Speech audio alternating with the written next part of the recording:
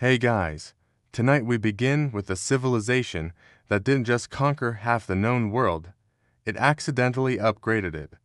So before you get comfortable, take a moment, like the video, and subscribe, but only if you genuinely enjoy what I do here.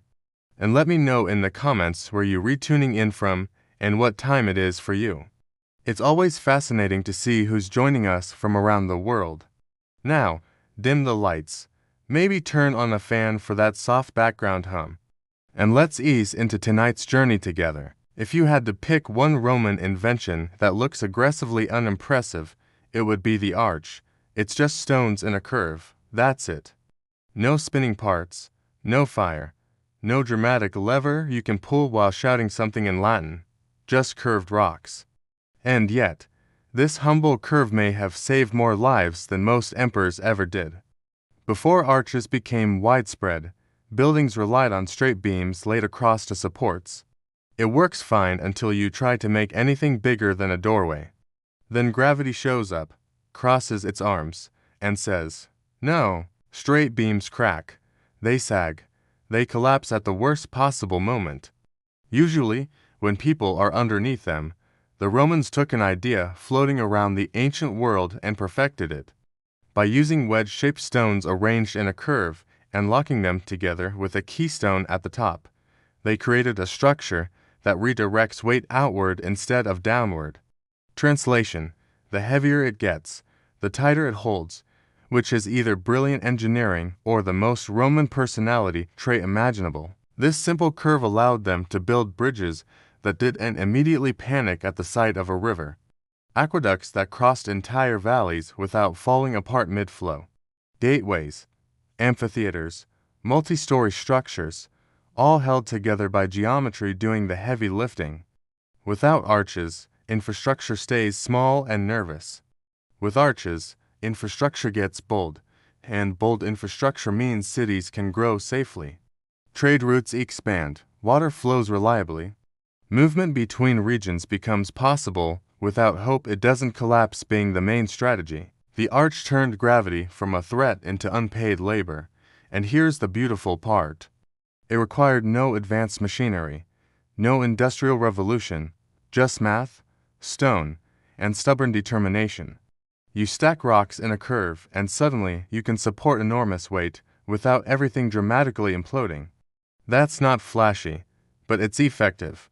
Many Roman arches are still standing today, 2,000 years later. While modern buildings sometimes retire after 40 years with structural anxiety, the arch doesn't demand applause. It just quietly refuses to fall down, and sometimes the invention that saves humanity is glamorous. It's the one that keeps the ceiling above your head exactly where it belongs, which frankly we should all appreciate a little more. Now that we've established that curved rocks can hold up civilization, let's move indoors, specifically under the floor. The Romans developed something called the Hypocaust, an early central heating system that circulated hot air beneath raised floors and inside hollow walls. Yes, heated floors in the ancient world. Meanwhile, most of Europe was still having very intense conversations with fireplaces. Here's how it worked. A furnace, usually located outside or beneath a building, burned wood continuously. The hot air it produced traveled through empty spaces under the floor, supported by small pillars called peli. From there, the heat moved through clay pipes embedded in the walls. The result? Radiant heat. Not just stand close to the fire and hope. The entire room warmed evenly, and this wasn't limited to one palace somewhere. Hypocaust systems were common in baths and sometimes in wealthy homes across the empire. Now, here's why this matters beyond Roman comfort. Cold environments weaken immune systems. Damp, unheated buildings encourage respiratory illness. Large populations living in cold climates without reliable heating face higher mortality rates. The Hypocaust reduced that risk. Warmer interiors meant fewer cold-related illnesses. Baths could operate year-round. Public hygiene improved because people were actually willing to bathe when the room wasn't freezing. It also helped control moisture. Drier interiors mean less mold.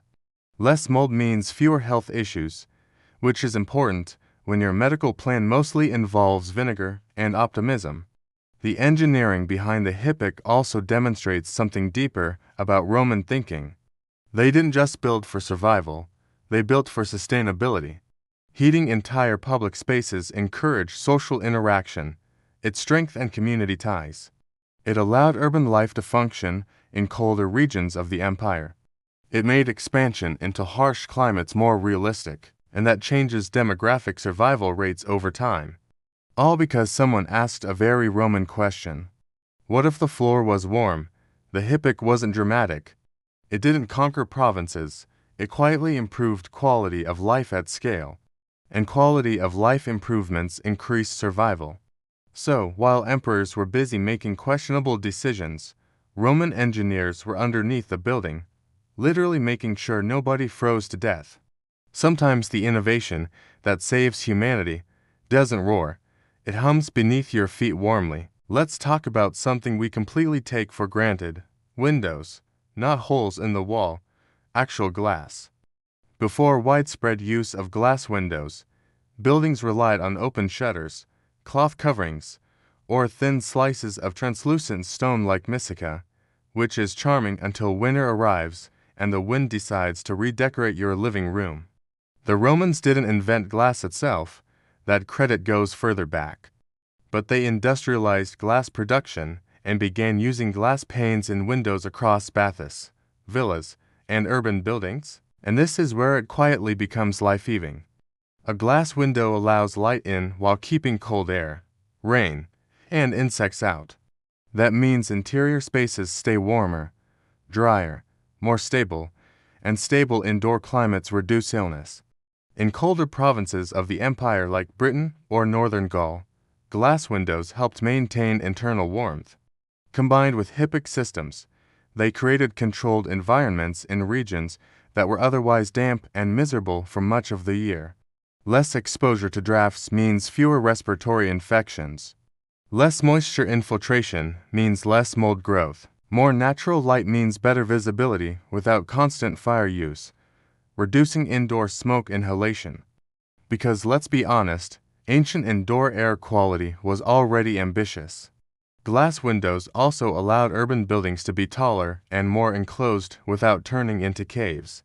You could build multi-room structures that retained warmth while still being illuminated during the day. That changes architecture. It changes daily life. It reduces dependence on constant open flames. And reducing open flames in dense wooden cities reduces entire neighborhoods disappearing overnight. So, yes, glass windows sound mundane, but they create controlled interior climates, and controlled environments are one of the most important factors in long-term human survival. The Romans understood something subtle. You don't just protect people from enemies, you protect them from the elements. Wine is not a personality trait. Cold is not character building. Moisture is not inspirational. Glass turned buildings from shelters into systems. And when your shelter functions properly, everything else becomes more stable. It's not dramatic. It doesn't involve legions. But it does involve fewer people getting sick because their living room isn't technically outdoors. And that's the kind of quiet innovation that keeps civilizations alive. Sometimes saving humanity is as simple as putting transparent rock in a wall and calling it progress.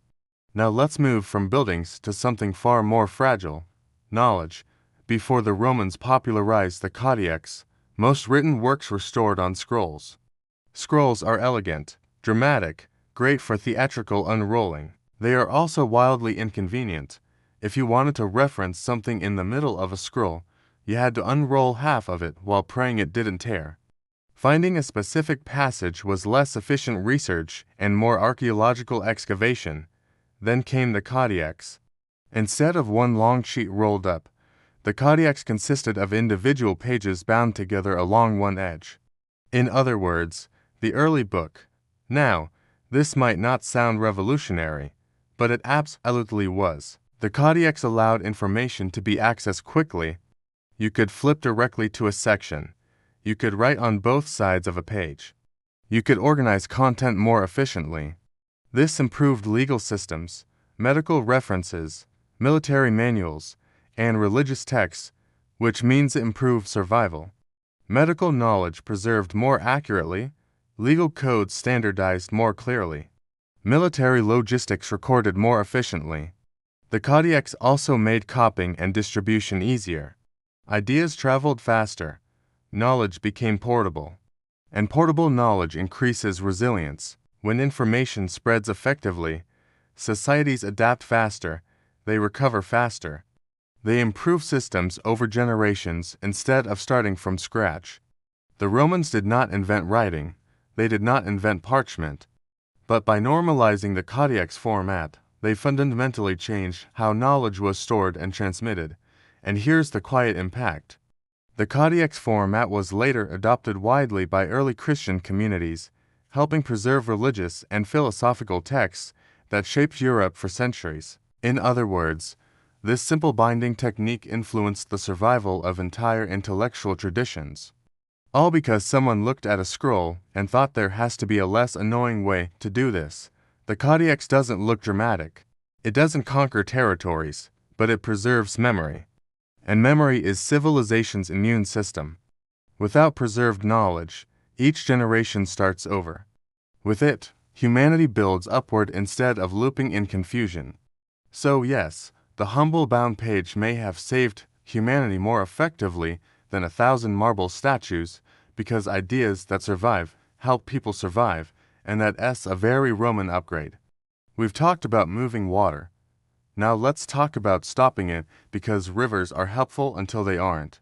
Floods destroy crops, destroy homes, destroy entire towns. And in the ancient world, when your harvest disappears, your survival rate politely follows it off a cliff.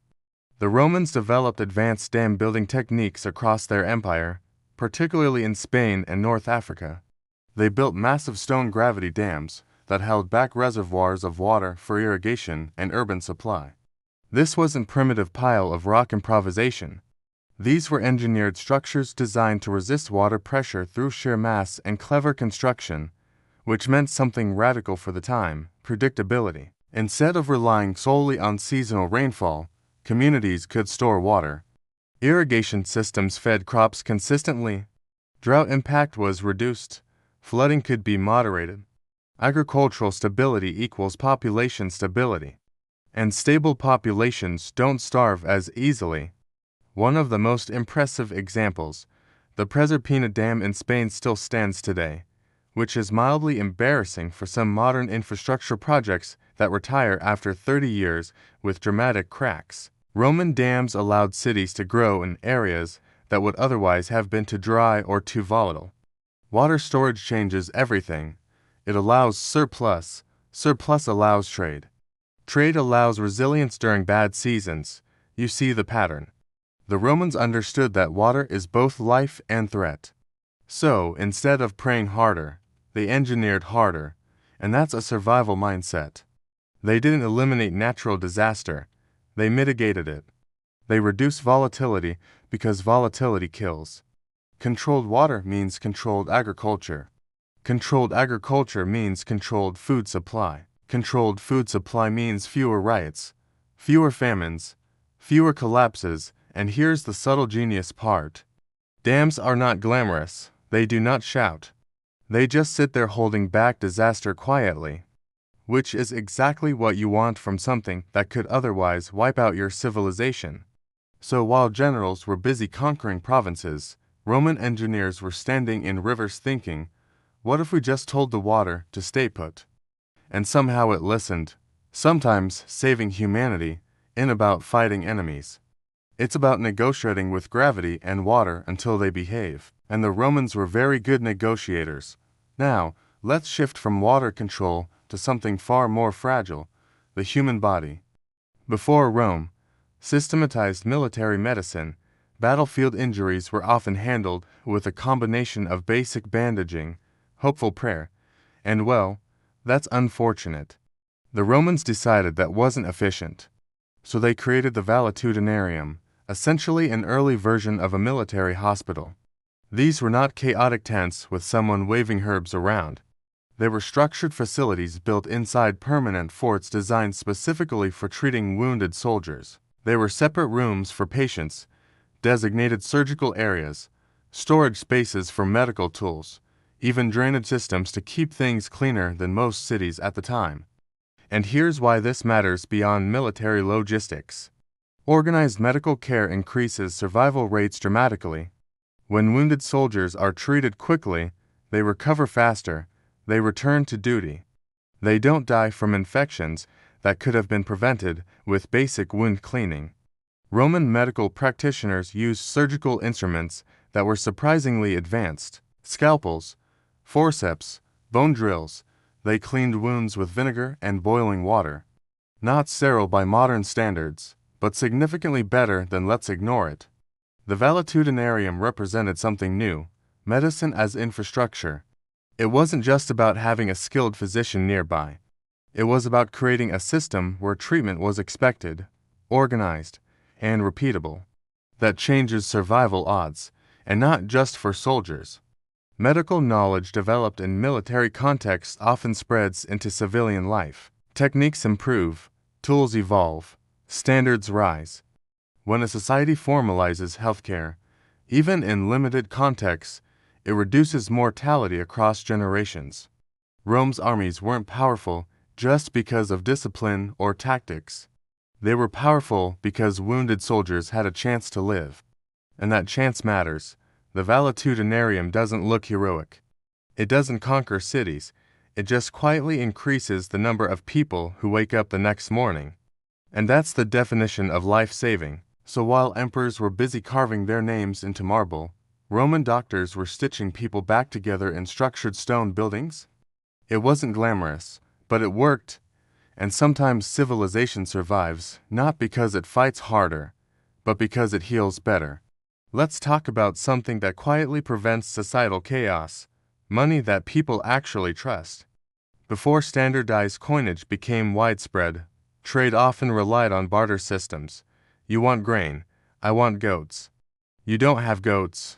Well, now we have a problem. Bartering works in small villages. It collapses in large empires. The Romans understood that economic stability is survival. So, they standardized coinage across vast territories. Gold, silver, bronze minted with consistent weight and recognizable markings. This did two important things. First, it reduced transaction confusion. If a Roman coin had a known value across the empire, trade became smoother. You didn't need a livestock negotiation every time you wanted bread. Second, it increased trust. Trust is the invisible backbone of survival. If merchants trust currency, trade flourishes. If trade flourishes, food moves across regions. If food moves across regions, famine impact decreases. A drought in one province doesn't automatically become mass starvation if another province can supply grain. Standardized currency also made taxation predictable. And predictable taxation funds infrastructure. Infrastructure reduces collapse. See how this keeps looping back to systems.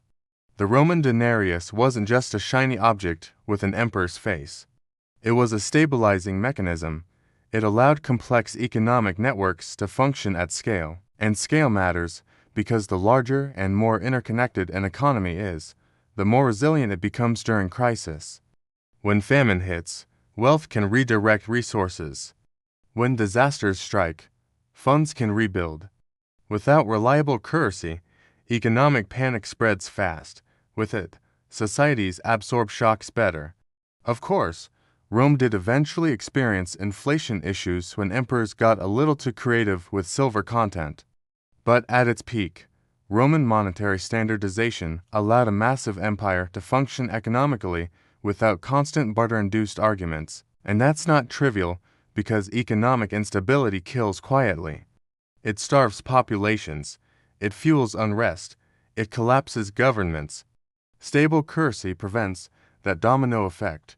So, while Roman roads connected cities physically, standardized coinage connected them economically. And economic connection is survival, because sometimes humanity isn't saved by swords. It's saved by everyone agreeing that this small metal disc actually means something. Now, here's an invention that sounds painfully bureaucratic, but quietly life-saving: the census. Yes, paperwork. Rome regularly conducted censuses to count its citizens, assess property, and determine military and tax obligations. It sounds administrative, it sounds dry, it sounds like something that belongs in a very boring meeting. But counting people changes how a society functions. If you don't know how many people live in your territory, you cannot plan effectively. You cannot allocate grain properly. You cannot organize defense accurately. You cannot build infrastructure at the right scale. You are guessing, and guessing in large populations leads to shortages. Shortages lead to unrest. Unrest leads to collapse. The Roman census allowed the state to understand its own size. It created a data-driven approach to governance long before the phrase data-driven became annoying. If a region had grown rapidly, more resources could be directed there. If another region declined, adjustments could be made. This improved food distribution systems. It improved taxation fairness. It improved military organization. And here's the subtle survival factor: accountability. When citizens are counted, they exist in the system. They are recognized as part of the state structure. That recognition makes large-scale organization possible. Censuses also allowed Rome to plan urban development. If you know how many people are living in a city, you can better plan water supply, grain storage, and housing. Without population data, cities either underprepare or overextend. Both are dangerous. Underpreparation causes famine and disease. Overextension causes infrastructure collapse. Rome's census was not about curiosity, it was about control. And control, when applied to logistics, stabilizes societies. Of course, it also made tax collection very efficient, which was less exciting for the average Roman citizen. But from a survival standpoint, organized governance increases longevity. Empires that cannot measure themselves tend to implode. Rome measured everything: population, property, military capacity. And while that may sound like paperwork obsession, it prevented chaos at scale, because when you count people, you can plan for them. And when you plan for them, they are more likely to survive. So, yes, sometimes humanity is saved not by grand monuments, but by someone writing numbers on a wax tablet and taking it very seriously. Now, let's talk about information, because if infrastructure is the skeleton of civilization, information is the nervous system.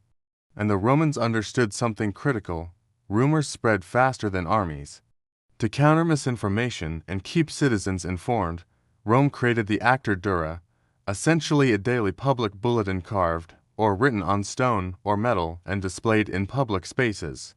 Think of it as the ancient version of a newspaper without pop-up ads. The Acta Dura included announcements of laws, military victories, court decisions, public events, even executions. It wasn't gossip, it was official communication. And that matters. When information flows clearly, panic decreases. When citizens understand new laws, they adapt instead of rebel. When trade announcements are public, merchants plan better. When public health warnings circulate, communities respond. Information transparency stabilizes societies. Before structured communication systems, news traveled through word of mouth, and word of mouth is creative. It exaggerates, it distorts. That distortion can cause riots. Rome minimized that risk by making state information visible and standardized. You could literally walk through the forum and read what was happening in your government. Now imagine living in a massive empire without any centralized communication, no official updates, no clarity on leadership changes or legal reforms. Confusion spreads. Confusion leads to unrest. Unrest threatens survival. The Act of Diona helped reduce that. It wasn't democratic by modern standards, it was controlled communication. But controlled communication is still better than chaotic rumor networks when your goal is societal stability. It also created historical records. Written information preserved events for future generations. That preservation strengthens institutional memory. And institutional memory prevents repeated mistakes sometimes. So, while emperors were busy making dramatic speeches, clerks were chiseling announcements into stone. It wasn't glamorous. It didn't conquer provinces, but it reduced uncertainty. And uncertainty destabilizes civilizations faster than almost anything else. The actor Dura proves that saving humanity isn't always about building stronger walls. Sometimes it's about making sure everyone knows what's going on, because informed societies survive better than confused ones. Even in Toas, we already talked about aqueducts, but here's the part people forget. The Romans didn't just build them, they maintained them. And that distinction may have saved more lives than the arches themselves. See, building infrastructure is impressive, maintaining it is discipline. Rome established official positions like the curator aquarum, whose entire job was overseeing the water supply. There were inspectors, repair crews, and regulations protecting aqueducts from illegal tapping. Yes, ancient water theft was a thing, and Rome took it seriously because clean water is only life-saving if it stays clean. Aqueduct channels were regularly inspected for cracks, mineral buildup was cleared. Structural weaknesses were reinforced before collapse happened. Preventive maintenance 2,000 years ago. This reduced contamination risk. It prevented catastrophic breaks that would cut off entire cities from water. It ensured that public fountains and baths kept flowing reliably. And reliability is everything. When water systems fail, disease spreads fast. Panic follows. Migration increases. Cities destabilize. Rome understood that once you build a life-saving system, you protect it aggressively. They even had laws regulating water distribution, ensuring priority access for public fountains before private homes. Public need first. That's strategic governance, because if the public water supply fails, the entire population suffers. If a private villa runs dry, well, tragic for them. The Romans also engineered overflow systems to prevent damage during heavy rain, which means they planned for failure. They expected stress and they built safeguards. This mindset is what separates flashy empires from durable ones. It's easy to celebrate aqueduct construction. It's harder to celebrate routine inspections, but inspections prevent collapse, and collapse prevention is survival. The aqueduct maintenance system shows something profound about Roman thinking. Infrastructure is not a one-time achievement, it is an ongoing responsibility. That philosophy allowed Roman cities to thrive for centuries. Because systems that are maintained don't suddenly fail, they endure. And sometimes the real invention isn't the structure itself. It's the idea that you must keep fixing it before it breaks. That quiet discipline may have saved more lives than the aqueduct arches ever did. And that's a very Roman kind of genius. Now, let's cross something. Literally, before reliable bridges, rivers were seasonal obstacles. In dry months, maybe you waded across. In rainy months, you waded or risked it. And risked it often meant losing cargo, animals, or people to very committed water currents. Rome decided that waiting for rivers to cooperate was inefficient. So they built permanent bridges, not temporary wooden platforms that collapsed during the first serious storm. Stone bridges engineered with arches, foundations sunk deep into riverbeds, reinforced piers designed to split the current instead of fighting it. That design detail matters. Instead of resisting water directly, Roman bridge piers were shaped to reduce pressure from flowing currents. Water moved around them smoothly, decreasing structural stress, which meant fewer collapses. And fewer collapses mean fewer trade interruptions. Bridges do more than connect land, they connect food supply chains. If a harvest in one region can cross a river quickly, famine risk decreases in another region. If medical supplies can move during flood season, mortality drops. If communication travels without delay, crises are resolved faster. Bridges shorten response time saves lives. Rome built bridges across major rivers like the Tiber, the Danube, and throughout their provinces, many remained functional for centuries. Some are still standing. Think about that. 2,000 years of resisting floods, ice, and time. Modern infrastructure occasionally struggles with a decade. Permanent crossings reduce isolation. Isolation is dangerous. Isolated communities struggled during crop failures, disease outbreaks, or invasions. Connected communities redistribute resources. Rome's bridges created economic arteries. They allowed empire-wide trade to function year-round. And when trade functions year-round, populations stabilize. But here's the subtle genius. Bridges also reduce psychological barriers. They shrink perceived distance. They make travel normal. Normalized movement increases cooperation, and cooperation increases resilience. The Roman bridge wasn't dramatic. It didn't roar. It just quietly allowed carts, soldiers, merchants, and civilians to cross without asking permission from the river. And that consistency changed survival math. Because when your infrastructure refuses to be seasonal, your civilization refuses to be fragile. Sometimes saving humanity is as simple as saying, we're not waiting for the water to calm down, we're building over it. Now, let's leave the rivers and head to the sea, because if bridges connect land, lighthouses protect everything moving between it. The Romans didn't invent the lighthouse.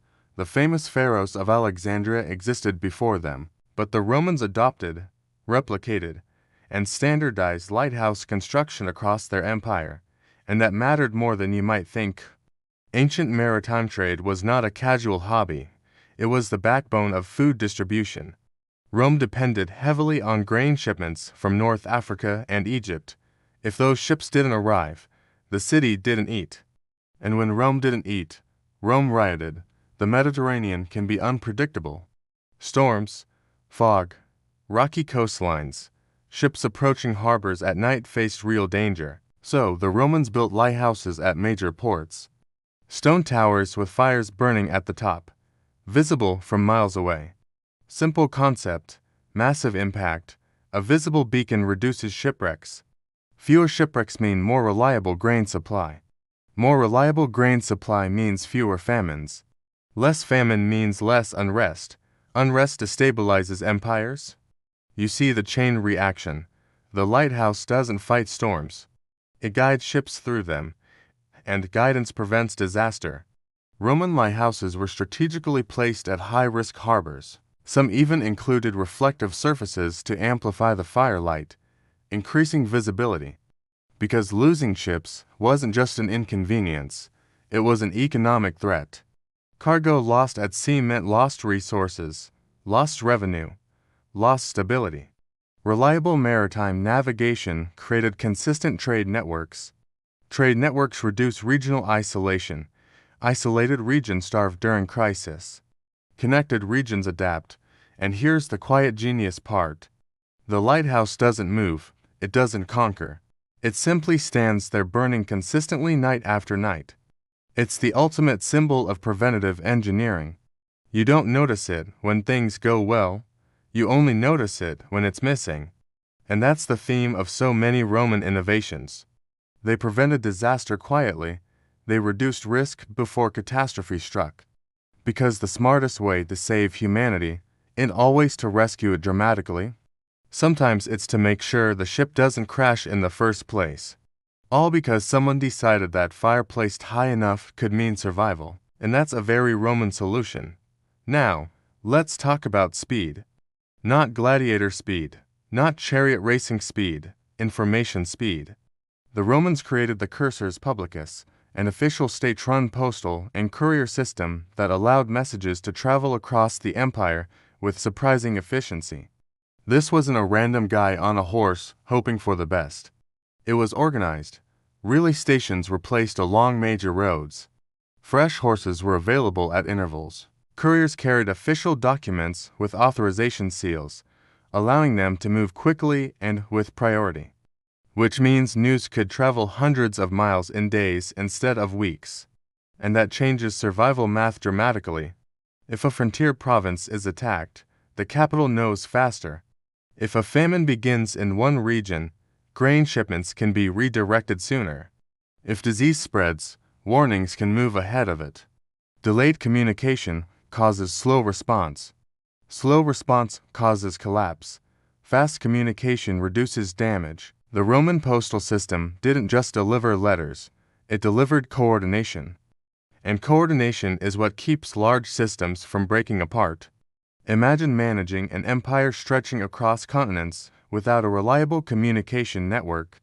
Governors would act independently, decisions would conflict, resources would be misallocated, chaos grows in silence.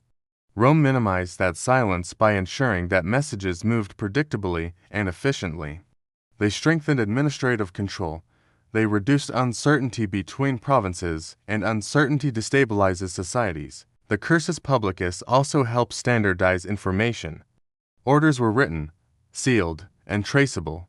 That reduced misunderstandings and prevented rumor-based governance, because rumor is fast, but organized speed is faster. The system required infrastructure, maintained roads, relay stations, official oversight. Again, it wasn't flashy, it was systemic. And systemic thinking prevents fragmentation. When regions stay connected to the center, unity lasts longer, and unity increases survival probability. The Roman postal system reminds us that sometimes the difference between stability and collapse is not military strength. It's response time, because if help arrives too late, it doesn't matter how powerful you are. The Romans understood that empire isn't just about conquering territory. It's about keeping that territory informed. And informed territories survive longer than isolated ones. All because someone decided that horses placed strategically could hold civilization together, which in a way they did. Now, here's something the Romans rarely get credit for. They built backups, not metaphorical backups. Actual physical redundancy. Multiple aqueducts feeding the same city. Multiple grain sources supplying the same population. Multiple roads connecting the same regions. If one failed, another carried the load. That mindset may have saved more lives than any single invention. Take Rome itself. The city wasn't dependent on one aqueduct. It had several. If one was damaged during war or earthquake, water didn't immediately disappear. That's resilience. If one grain shipment was delayed, another province could compensate. That's redundancy. Redundancy reduces catastrophic failure. In fragile systems, one weak point collapses everything. In redundant systems, failure is absorbed. And absorbed failure prevents panic. Panic destabilizes societies. Rome's infrastructure often overlapped deliberately. Roads intersected. Supply chains overlapped. Administrative roles had deputies. Even military command structures were layered. It wasn't about optimism, it was about expectation. The Romans expected things to go wrong. Floods happen, roads erode, crops fail, governors die. So they built alternatives, and alternatives reduce risk. Modern engineering calls this risk mitigation. Rome called it common sense. This approach allowed the empire to survive shocks that would have crippled less organized societies. When disaster struck, Rome didn't collapse immediately. It rerouted. That ability to reroute is survival. Because civilization doesn't end when something breaks, it ends when nothing else can compensate. The Romans rarely relied on a single lifeline. They created networks, and networks distribute stress. That philosophy extends beyond physical infrastructure. Legal systems overlapped with local customs. Military garrisons reinforced provinces. Administrative hierarchies layered authority. Everything had backup, and backup prevents catastrophe. The quiet genius of Rome wasn't just innovation. It was preparation. They didn't assume perfection. They assumed failure, and they planned for it. Which may be the most life-saving invention of all. Because if your system only works when everything goes perfectly, it won't last long. Rome lasted centuries.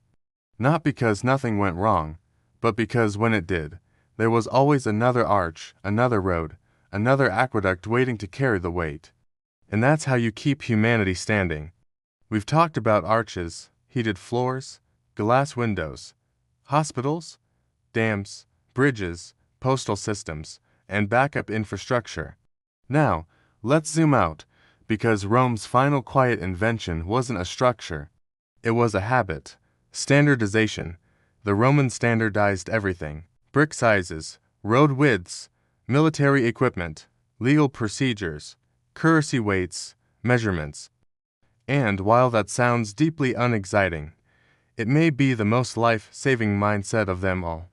Standardization reduces confusion. If every brick is the same size, buildings go up faster and fail less often. If every road follows similar construction principles, maintenance becomes predictable. If military gear is standardized, repairs are easier, and supply chains run smoother.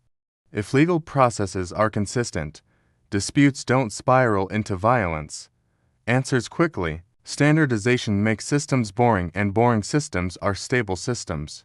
Imagine trying to maintain an empire where every region uses different measurements, different road designs, different legal definitions, different coin weights. That's not diversity, that's logistical collapse waiting patiently. Rome reduced friction by making components interchangeable. Interchangeability is powerful. If something breaks, you replace it without redesigning the entire system. That reduces downtime. Reduced downtime means fewer shortages, fewer delays, fewer crises. Even their military camps were standardized.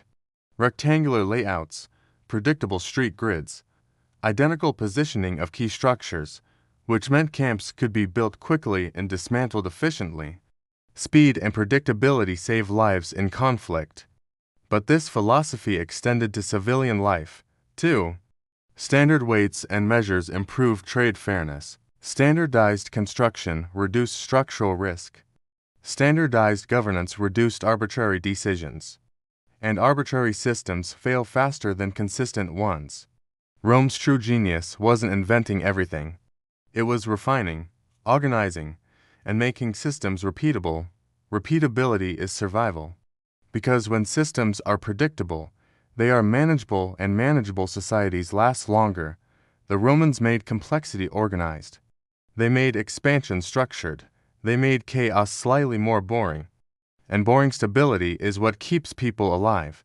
Empires fall, roads erode, concrete cracks, but the Roman instinct to standardize, that instinct still shapes modern civilization. And that might be the simplest Roman invention that saved humanity. The decision to make survival systematic, quietly, relentlessly, and very, very organized. In Renaissance Florence, beauty was not about looking healthy, it was about looking heavenly. The ideal woman did not glow with vitality, she glowed with pow. Painters like Sandro Boucelli immortalized women with skin so pale it looked carved from marble. The message was clear: if you were tan, you worked. If you were pale, you were privileged. Sunlight was for peasants. Ivory skin was for angels and aristocrats, and so began the ritual. Women applied white lead powder, often mixed with vinegar, directly onto their faces. The mixture created a smooth, opaque mask that erased freckles, scars, and any inconvenient signs of humanity. At first, it worked beautifully. Skin looked flawless, ethereal, almost unreal. That was the problem, it was unreal. Lead seeps through the skin slowly, quietly. It poisons the body over time. Women who chase that divine glow often experience headaches, tremors, hair loss, and skin that deteriorated beneath the very powder meant to perfect it. Ironically, the more the skin worsened, the more powder they applied. The solution to damaged skin was more damage. Some women developed sores that refused to heal.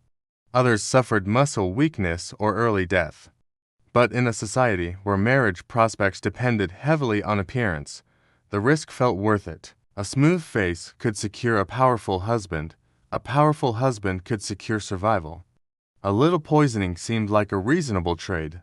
Men were not entirely innocent either. Courtiers and noblemen sometimes dusted their own faces for that refined, aristocratic look. Nothing says power quite like slowly intoxicated elegance. The true tragedy is that the damage was gradual. There was no dramatic collapse in the ballroom, just a slow decline hidden behind layers of cosmetic perfection. Beauty demanded sacrifice, and in Renaissance Florence, sacrifice occasionally meant your nervous system. Looking divine came at a cost, and sometimes that cost was written in lead. In the end, the Renaissance pursuit of flawless skin reveals something timeless.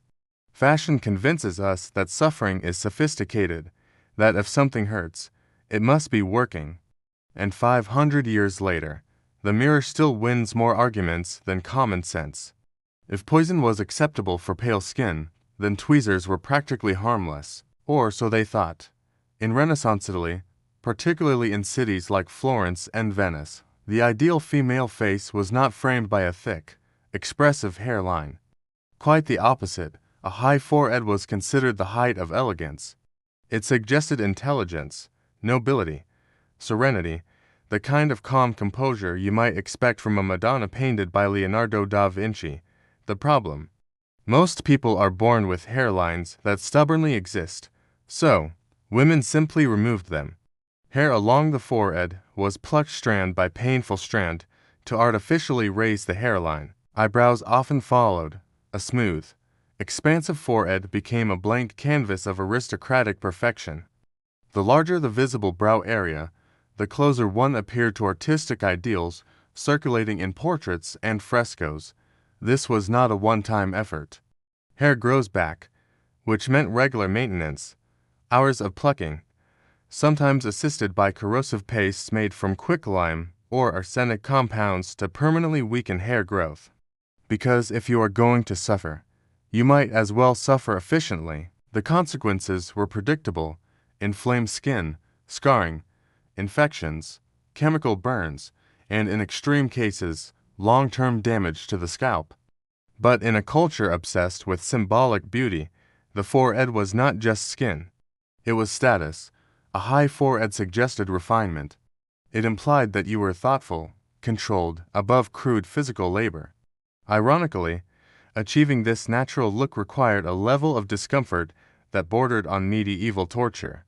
All in pursuit of appearing effortlessly composed. Men participated too, though less dramatically. Some adopted carefully groomed hairlines to mirror classical statues.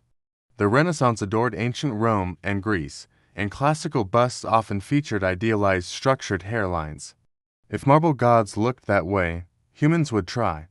There is something deeply human about this ritual, the desire to reshape the body, to match art, to erase what nature provided in favor of what culture applauded. And so in candle-lit rooms across Florence, women leaned into mirrors, methodically erasing their own hairlines, proving once again that fashion does not ask whether something is sensible.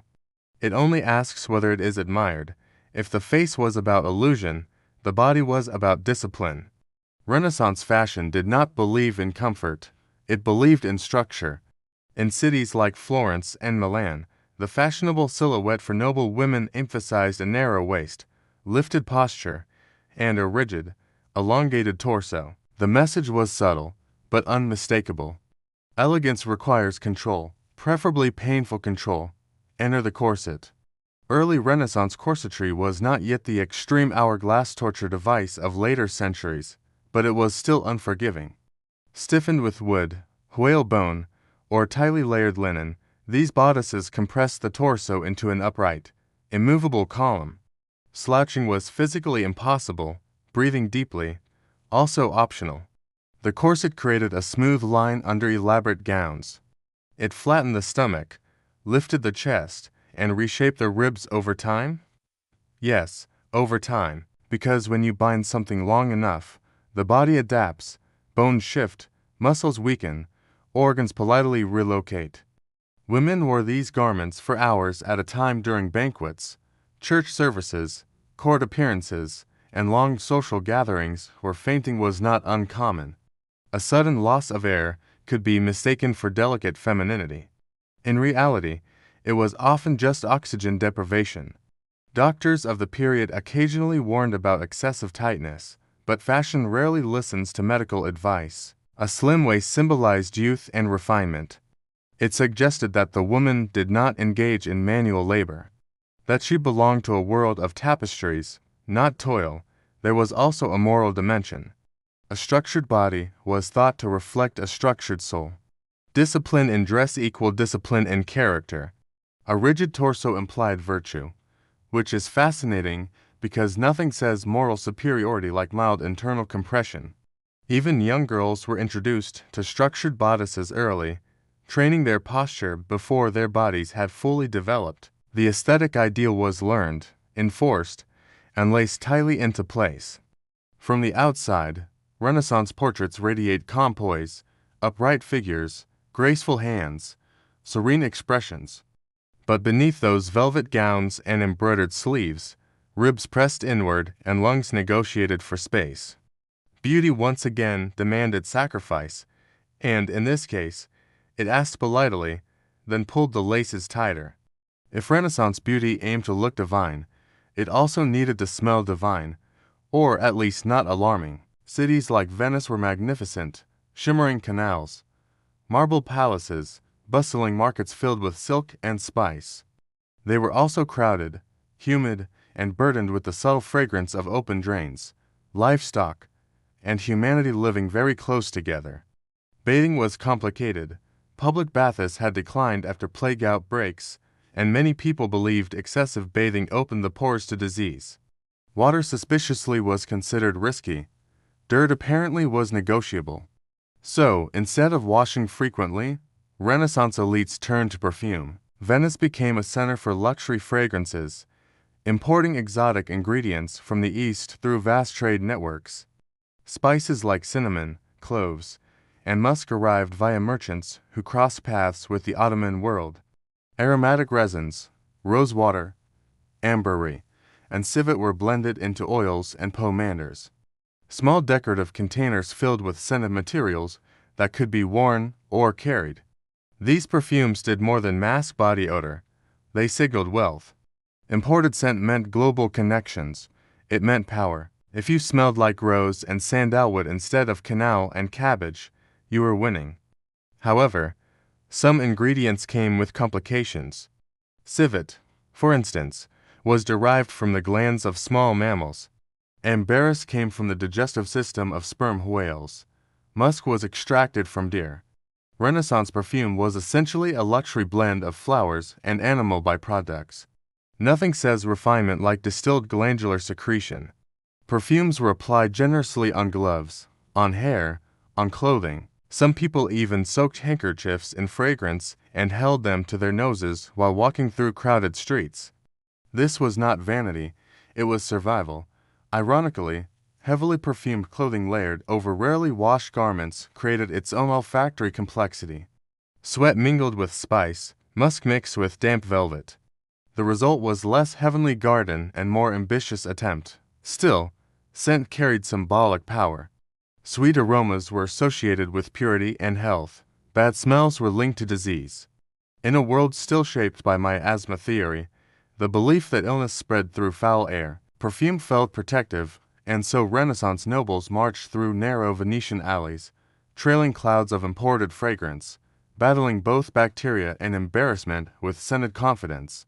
Because if you could not eliminate the smell, you could at least overwhelm it, preferably with something that traveled halfway across the world to meet your neck. If pale skin and structured waist signaled refinement, the eyes were where true power lived. Renaissance beauty ideals favored large, luminous eyes, wide, soft, and slightly glassy, the kind of gaze that made you look contemplative, romantic, possibly touched by divine inspiration. Artists across Italy emphasized bright, expressive eyes in portraits, reinforcing the idea that beauty radiated from the gaze, and if your eyes did not naturally cooperate, they were solutions, questionable ones. One popular cosmetic involved drops made from Belladonna, a plant whose name literally means beautiful woman in Italian. The plant contains atropine, a compound that dilates the pupils. Larger pupils make the eyes appear darker, shinier, and more alluring. The effect is subtle but striking. Suddenly, your gaze looks intense, hypnotic, almost theatrical. The problem is that Belladonna is poisonous. A few drops could blur vision for hours. Repeated use could lead to light sensitivity, chronic eye damage, or even blindness. But in candle-lit salons and private chambers, Temporary blindness was apparently a reasonable exchange for dramatic allure. And Belladonna was not alone. Arsenic-based preparations were sometimes used to lighten skin or remove blemishes. In small doses, arsenic can create a faintly translucent complexion, at least at first. But arsenic accumulates in the body. Long-term exposure leads to skin lesions, organ damage, and eventually death. Renaissance cosmetic culture existed in a strange tension between art and alchemy. Apothecaries sold beauty treatments alongside medicinal remedies. The line between healing and harming was thin and often poorly understood. Women were not entirely naive. Many recipes circulated in handwritten beauty manuals passed quietly among noble households. Some warned about dosage, others offered elaborate instructions to purify toxic ingredients. But the underlying truth remained. Achieving an otherworldly look sometimes required substances that were quite literally otherworldly in their danger. The irony is almost poetic. The Renaissance celebrated humanism, reason, and rediscovery of classical knowledge. Yet in private, women willingly placed poison in their eyes to meet aesthetic expectations shaped by painters and poets. Looking divine meant risk, looking captivating meant chemistry, and sometimes the pursuit of a brighter gaze dimmed the world permanently. If Renaissance beauty harmed quietly through powders and drops, fashion harmed more directly by sheer physical weight. In cities like Florence and Venice, clothing was not just fabric, it was architecture. Noble women wore layers upon layers: linen chemise, stiff bodices, heavy velvet gowns, embroidered overdresses, furlin cloaks, and elaborate sleeves that could be detached and reattached depending on the occasion. Dressing was less getting ready and more being assembled. Velvet was particularly prized. Imported silk threads and rich dyes made it luxurious and expensive. Deep reds, royal blues, and shimmering gold embroidery signaled wealth instantly. The richer the fabric, the louder the statement: you are not just present. You are financially undeniable, but velvet is heavy. A fully dressed Renaissance noblewoman might carry several kilograms of fabric on her body. Add jewelry, gold chains, gemstone pendants, rings, and the total weight could rival a modest suit of armor. Standing for long ceremonies, walking through narrow stone streets, climbing staircases in palaces, all of it became a slow, deliberate process. Movement was restricted. Gowns were structured to encourage short, measured steps. Running was out of the question. Even sitting required careful arrangement of fabric to avoid crushing the silhouette. Grace was not natural. It was engineered by limitation. Then there were the sleeves. Renaissance fashion adored exaggerated sleeves, puffed, slashed, layered, and sometimes stuffed to create volume. They looked magnificent in portraits. In daily life, they caught on doorways, brushed through candle flames, and collected dust from every surface they touched. Fire hazards were not theoretical in an era of open flames. Sanctuary laws attempted to regulate who could wear what. Governments in Italian city-states passed rules limiting certain fabrics and colors to specific social classes. Clothing was political. It declared your rank before you spoke, and so women carried their status literally on their shoulders. The weight of silk and velvet became a symbol of prestige. Discomfort was reframed as dignity. The result: portraits show serene, immobile figures draped in luxurious stillness. What they do not show is the muscle fatigue, the restricted breathing beneath layers, the quiet endurance required to appear effortlessly magnificent. In Renaissance fashion, elegance was measured not only in beauty, but in how much weight you could carry without complaint.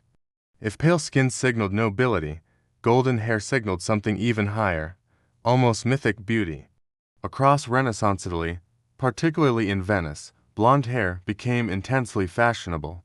Artists painted women with shimmering sunlit locks cascading over embroidered gowns. Fair hair was associated with youth, purity, and divine radiance. If angels had hair, surely it was golden. Unfortunately, not everyone was born angelic. So, women improvised to lighten their hair. They applied chemical mixtures containing alum, sulfur, and sometimes mercury-based compounds. Yes, mercury, the same substance that can quietly dismantle your nervous system. The paste would be spread onto the hair before sitting for hours in direct sunlight, often on rooftops. Special wide-brimmed hats with open tops were designed to protect the face from tanning while exposing the hair to the sun. Beauty required precision. The sun would activate the mixture, gradually bleaching the strands into a fashionable honey. The process worked, but at a cost. Hair became brittle, dry, and prone to breakage. Scalps burned, skin blistered, and repeated exposure to mercury could lead to tremors, mood changes, and long-term health problems, but golden hair was worth it. Blonde was not just a color, it was a status symbol. It suggested leisure, time to sit under the sun performing elaborate treatments. It suggested proximity to artistic ideals seen in paintings and poetry. Dark hair might have been natural, but gold was aspirational.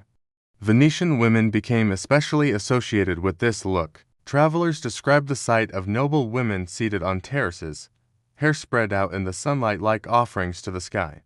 It was almost ritualistic, a public display of private transformation. Ironically, Italy's climate naturally produced a range of darker shades. The blonde ideal was imported, influenced by Northern European beauty standards and classical imagery. Renaissance culture admired antiquity deeply, and statues of Greek goddesses, though originally painted, were imagined as pale and fair.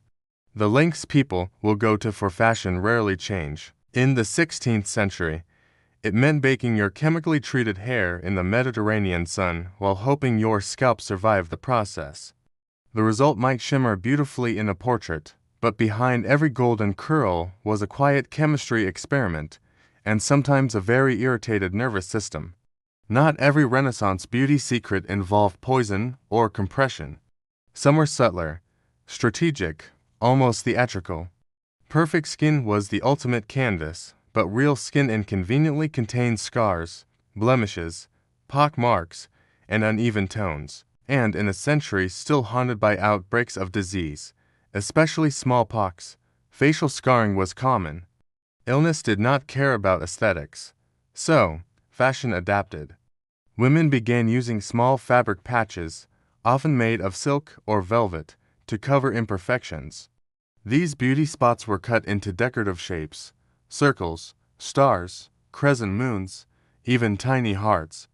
Placed carefully on the cheek, near the lip, or beside the eye, they concealed scars while creating the illusion of intentional ornamentation. It was camouflage disguised as charm.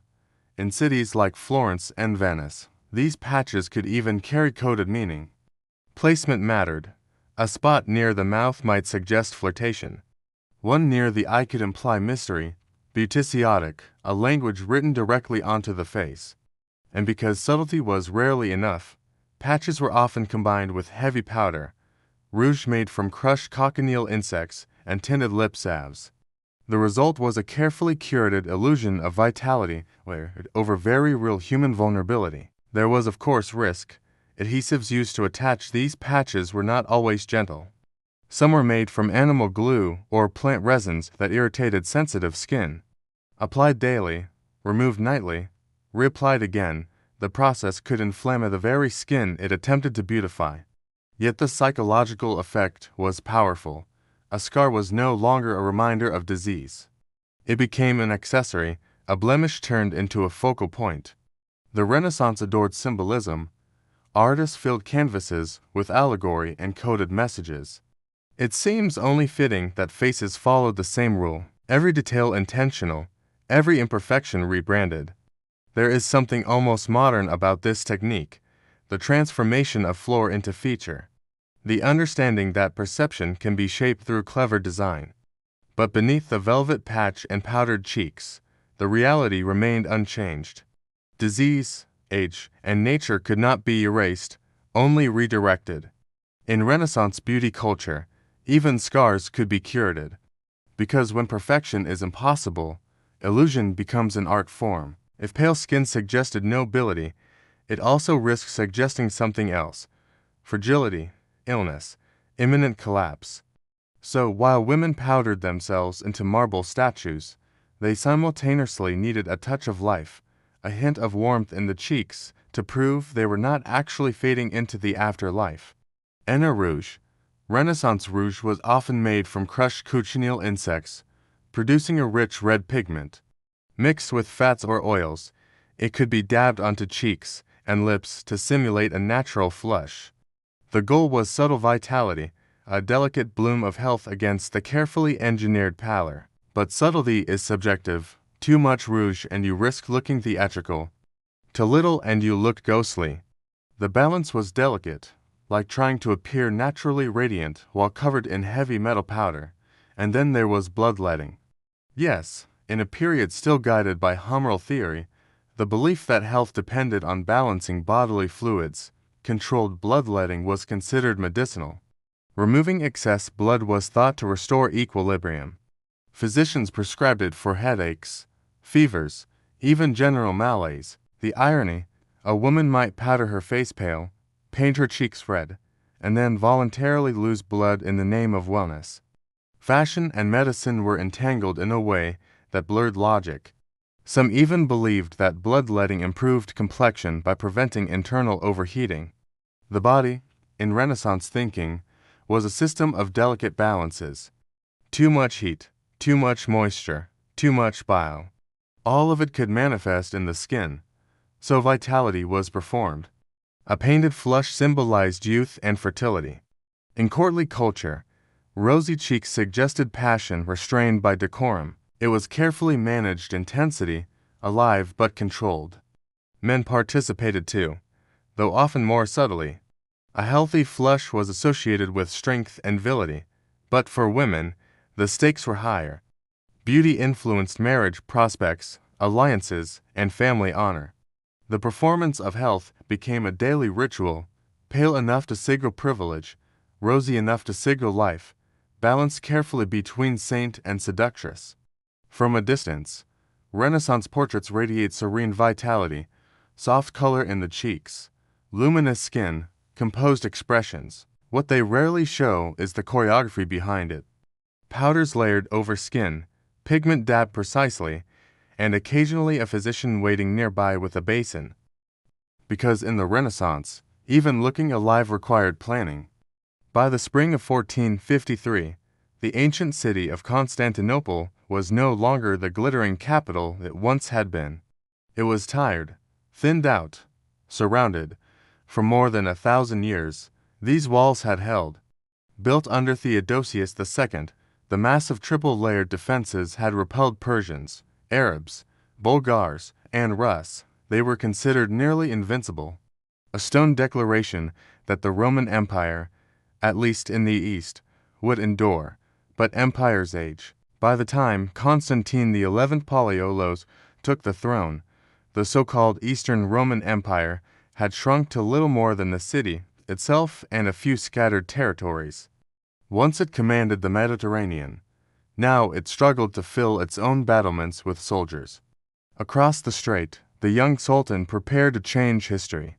Mehmed was barely in his early 20s, but he carried an ambition far older than himself. He did not merely want the city, he wanted legitimacy, he wanted to be Caesar.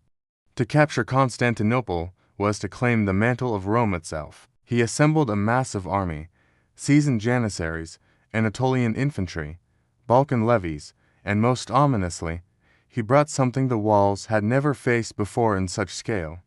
Colossal cannons inside the city. Tension thickened. Constantine XI knew reinforcements from Western Europe would be limited. Some Genoese and Venetian fighters arrived, most notably the skilled commander Giovanni. But the Christian powers of Europe were divided, distracted, cautious. The schism between Eastern Orthodoxy and Western Catholicism still lingered like a wound. On the eve of the siege, the emperor walked the walls. Imagine him there, not as a distant symbol, but as a man, a ruler of a fading empire, staring at campfires stretching across the horizon. He knew the odds. He knew the weight of history pressing down on his shoulders. The city had survived for centuries. But this time, the enemy did not just bring swords. He brought thunder. thunder arrived in iron. When Mehmed prepared to take Constantinople, he understood something crucial. The city's legendary walls were not invincible. They were simply old, and old stone, however proud, could crack. To make them crack, he turned to a Hungarian engineer named Orban. Orban had once offered his services to the Byzantine, claiming he could build cannons powerful enough to shatter any wall. But Constantinople, strapped for money, could not afford him. Mehmed could. What Orban built was monstrous. The largest bombard required dozens of oxmen to transport and hundreds of men to position. Its barrel was so wide that a grown man could crawl inside. Each stone cannonball weighed hundreds of kilograms. Firing, it was not a casual event. It was a ritual of preparation, timing, and controlled chaos. When the first shot roared across the fields in April 1453, the sound was unlike anything the defenders had heard before. It was not the whistle of arrows or the crash of siege towers. It was a deep concussive explosion that rolled through the air and struck the Theodosian walls with brutal force. Stones splintered, dust rose, centuries of confidence trembled. The cannons did not fire constantly. They overheated, they cracked, they had to cool and be repaired. But each blast carved wounds into fortifications that had once seemed eternal. Between bombardments, Ottoman soldiers rushed forward to widen breaches. Byzantine defenders scrambled to fill gaps with rubble, timber, and desperate manpower. Inside the city, morale wavered. People had believed in the walls almost as a matter of faith. They were physical proof of divine favor. Now that faith was being chipped away, one thunderous impact at a time. Mehmed himself watched closely. He was not reckless. He was patient. The cannons were not just weapons. They were symbols of a new age. Medieval warfare, with its reliance on impregnable fortresses, was giving way to gunpowder empires. Each explosion echoed beyond the battlefield. It signaled the end of one world and the beginning of another, a world where stone alone would never be enough again. While the cannons battered the land walls, another front remained secure, or so the defenders believed. The Golden Horn, the long natural harbor curving into Constantinople, was protected by a massive iron chain stretched across its entrance. The chain had worked before. Enemy fleets had been stopped cold, forced to remain outside while the city focused its defenses elsewhere. The Byzantine navy was small, but the chain gave them confidence. As long as the harbor remained secure, supplies and limited reinforcements could still move. It was a fragile lifeline, but it existed. Mehmed saw the problem clearly. He could pound the land walls endlessly, but if the harbor remained untouched, the city would not suffocate. So he did something audacious. Instead of trying to break the chain directly, he decided to go around it. Under cover of night, Ottoman engineers prepared a wooden track system across the hills north of the harbor. Logs were greased, pathways were cleared, and then, in one of the most astonishing logistical feats of the siege, dozens of Ottoman ships were dragged overland, not sailed, dragged. Imagine waking at dawn inside the city and hearing rumors spread through the streets. Ships in the harbor. Impossible, but when citizens climbed the walls and looked out, there they were.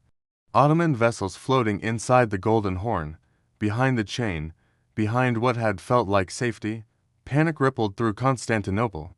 The maneuver was not just strategic, it was psychological warfare. It demonstrated creativity, determination, and a refusal to accept conventional limits. Mehmed was not merely besieging the city, he was outthinking it. Now the defenders had to split their forces further. Cannons roared on the land side. Ottoman ships threatened from within the harbor.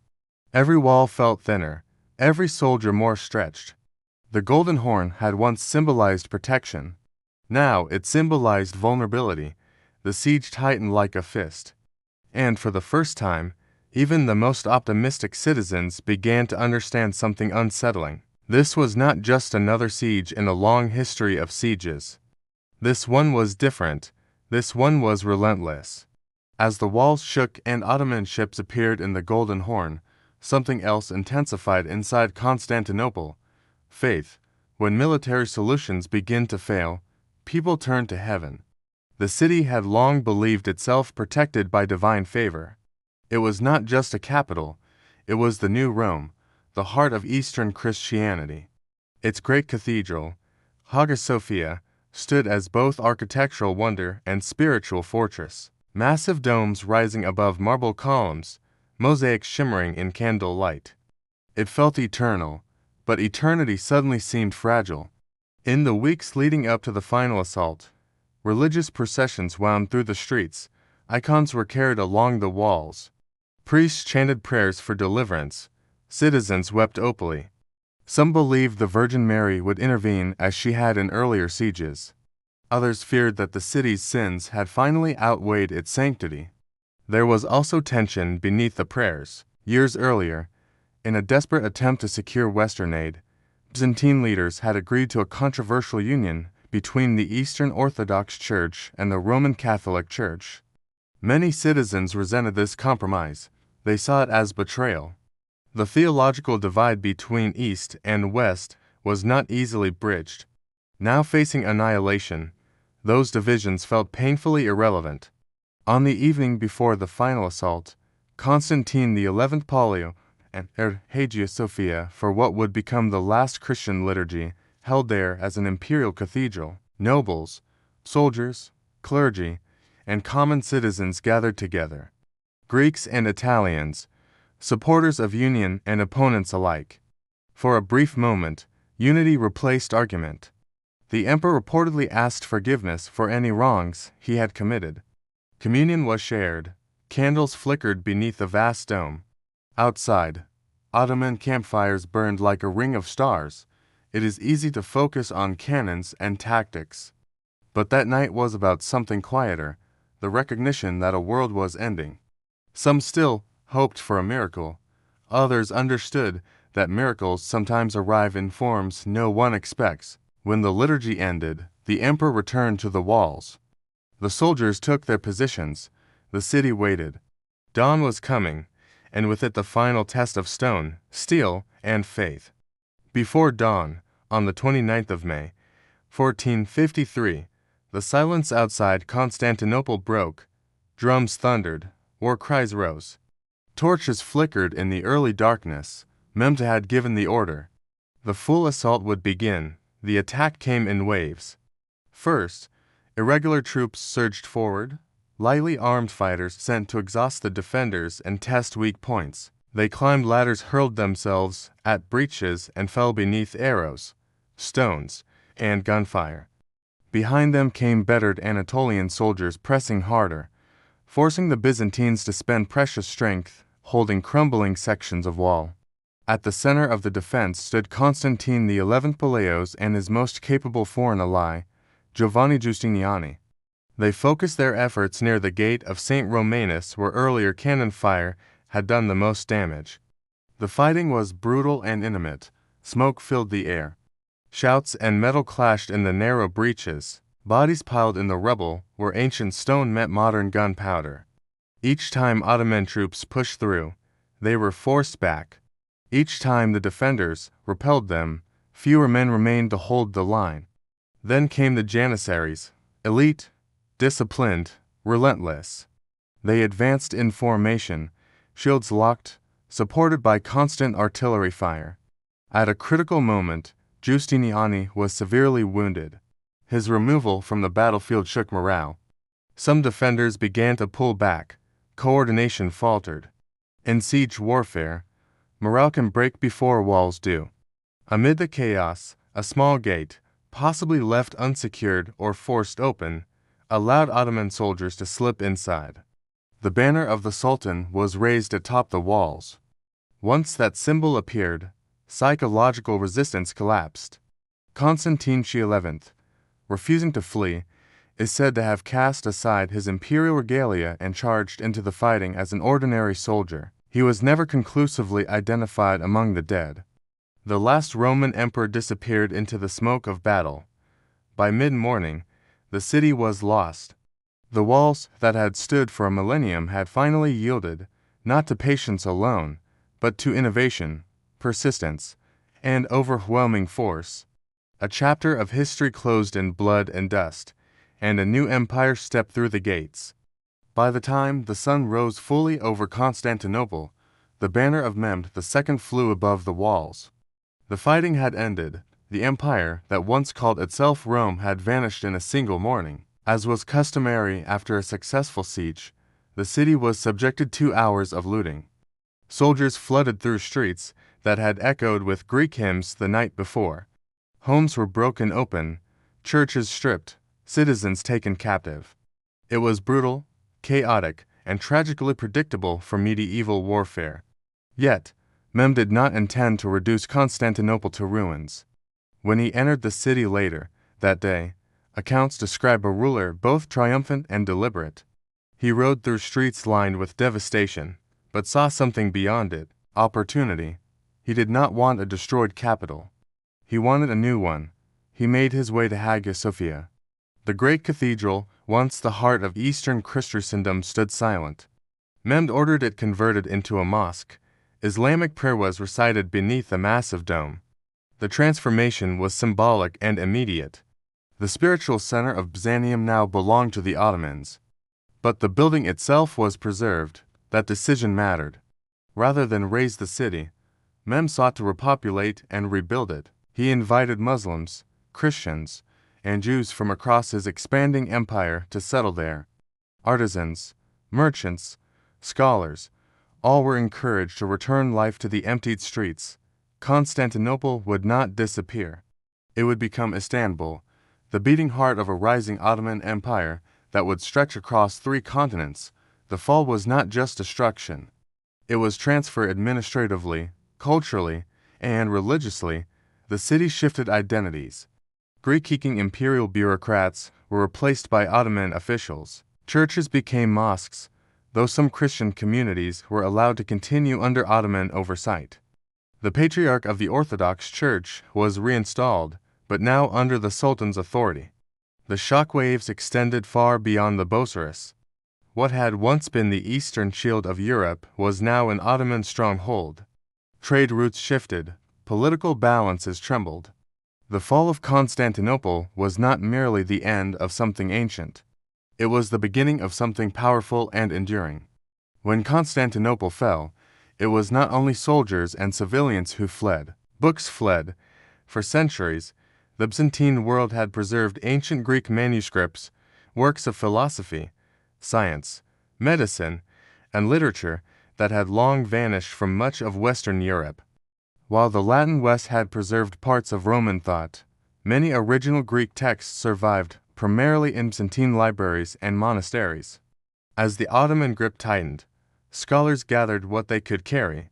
Some had already left before the final assault, sensing what is coming. Others escaped in the chaos that followed. They crossed the sea toward Italian cities like Florence and Venice, carrying manuscripts by Plato, Aristotle, Euclid, and Ptolemy, often in fragile hand-copied form. These were not just books, they were intellectual time capsules. In Florence, patrons such as the powerful Medici family welcomed Greek scholars. Translators began working feverishly to render ancient texts into Latin. The rediscovery of Plato's full works, in particular, electrified Renaissance thinkers. Philosophy, art, architecture, and science all felt the influence. It is tempting to imagine the Renaissance as purely an Italian rebirth, but it was also a migration of memory. The fall of Constantinople accelerated an already growing hunger in Italy for classical knowledge.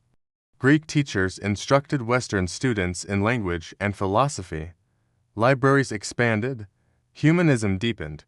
One could argue that as the Eastern Roman Empire ended politically, it survived intellectually, reborn in lecture halls and workshops across Italy. There is a tragic poetry in that. Cannon shattered walls, but ideas slipped through cracks no army could seal. Mehmed II secured a capital and forged a formidable empire. Yet the intellectual heritage of Byzantium quietly seeded another transformation in Western Europe. Some historians debate how decisive this refugee wave truly was. The Renaissance had begun before 1453, But there is little doubt that the influx of Greek scholarship intensified its momentum. When Constantinople fell, an empire collapsed. But its knowledge did not burn with it, it traveled. And in traveling, it reshaped the future of Europe. News did not travel instantly in 1453, but when it arrived, it landed like a hammer. Constantinople had fallen. For centuries, the city had stood as a bulwark between Europe and expanding Islamic powers. It was more than a distant capital, it was symbolic, the last living fragment of the Roman Empire, a Christian stronghold guarding the eastern approaches of the continent. Now it belonged to Mem too.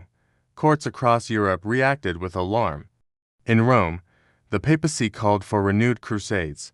In Venice and Genoa, merchants recalculated trade routes with nervous urgency. Kings and princes wondered what this meant for their own borders.